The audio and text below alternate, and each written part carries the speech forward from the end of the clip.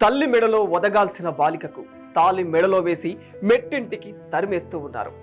అవ్వయ్య ఆలనా పాలనాలో అల్లారు ముద్దుగా ఆడాల్సిన అందాల బొమ్మను అత్తిల్లు పంజరంలో బంధాల బందీని చేస్తూ ఉన్నారు. గారాబా కిరీటం మోయాల్సిన తలపై తలంబ్రాలతో గాయాలు చేస్తున్నారు. బాల్యమే తీరని తనను బాధ్యతలకు బానిసను చేస్తున్నారు. ఆచారమో అనాగరికమో ముక్కుపచ్చలారని బాలికలపై ఇది తరతరాలుగా తాలితో జరిగే నరబలి. ఓవైపు అంతులేని అధునాతన జ్ఞానంతో ప్రపంచం ప్రకాశిస్తుంటే మరోవైపు అనాగరికపు అంధకార చీకట్లు పేద పిల్లల జీవితాలను మసకబారిస్తూనే ఉన్నాయి. నేను దేని గురించి మాట్లాడుతున్నానో ఇప్పటికే మీకు అర్థమైపోయి ఉండొచ్చు. అవును, బాల్య వివాహాల గురించే.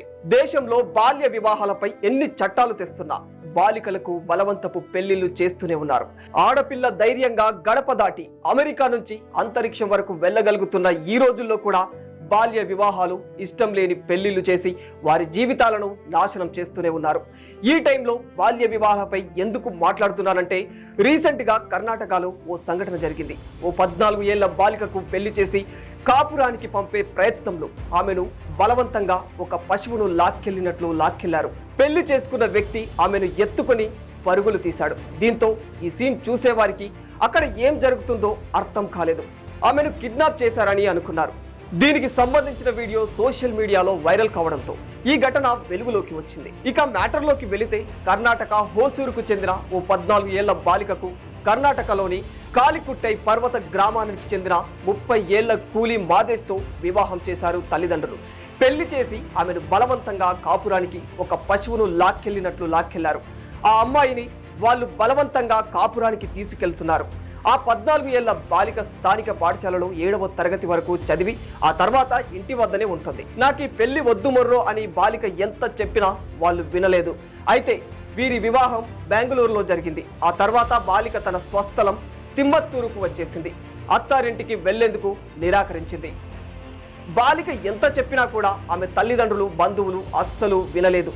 బాలికను పెళ్లి చేసుకున్న మాదేశ్, అతని అన్నయ్య మల్లేష్ ఆ అమ్మాయిని బలవంతంగా ఇంటి నుంచి కాలికుట్టే గ్రామానికి బలవంతంగా తీసుకుని వెళ్లారు. ఆ సమయంలో బాలిక అరుస్తూ కేకలు పెట్టినా కూడా వాళ్ళు వినిపించుకోలేదు. ఓ గొర్రె పిల్లను బలవంతంగా బలికి తీసుకుని వెళ్లిపోయినట్లు ఎత్తుకొని పోయారు. అయితే ఈ దృశ్యాలను ఎవరో సెల్ ఫోన్ లో రికార్డు చేసి సోషల్ మీడియాలో పోస్ట్ చేయడంతో ఈ విషయం కాస్త వెలుగులోకి వచ్చింది. అయితే ఆల్ ఉమెన్ పోలీస్ స్టేషన్ ఇప్పుడు ఈ విషయంపై దర్యాప్తు చేస్తుంది. అలాగే బాలిక అమ్మమ్మ పోలీసులకు అధికారికంగా కూడా ఫిర్యాదు చేసింది.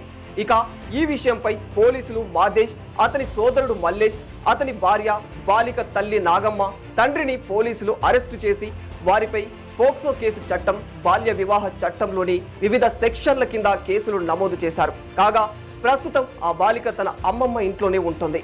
ఏది ఏమైనా బాల్య వివాహాలు అనేవి మైనర్ల విషయంలో శాపంగా మారిపోయాయి. ప్రత్యేకంగా కొన్ని ప్రాంతాలలో చట్టాలు ఉన్నప్పటికీ ఈ సమస్య ఎక్కువగానే ఉంటుంది. వాస్తవానికి భారతదేశంలో బాల్య వివాహాలను అరికట్టడానికి చాలా రకాల చట్టాలు ఉన్నాయి. కానీ ఎక్కడో ఒక చోట మైనర్లకు బలవంతపు పెళ్లిళ్లు జరుగుతూనే ఉన్నాయి.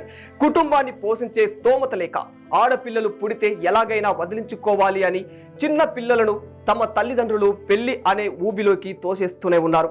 పెళ్లి అనే దానికి అర్థం కూడా తెలియకుండానే వారు కష్టాల పాలు కావాల్సి వస్తోంది. ఈ విషయంలో చట్టాలు ఉంటే సరిపోదు, ప్రభుత్వ పథకాలు పెడితే సరిపోదు.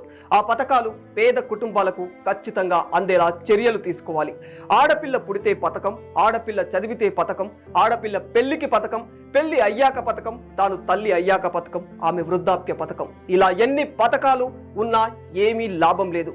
వాళ్ళ వరకు చేరవు, వాళ్ళ బ్రతుకులు మారవు. పేదరికంతో పూటకో వేషం వేయక తప్పని బ్రతుకులు వారివి. బాల్య వివాహాలు నేరం, ఆడపిల్ల ఏ తల్లిదండ్రులకు కాదు భారం అని అర్థమయ్యేలా ప్రభుత్వాలు కూడా బాల్య వివాహాల విషయంలో అవగాహన కార్యక్రమాలు చేపట్టాలి. ఇక బాల్య వివాహాలపై మీ ఆలోచనను, మీ అభిప్రాయాలను కామెంట్ రూపంలో తెలియజేయండి. For more videos like this, subscribe Big TV channel.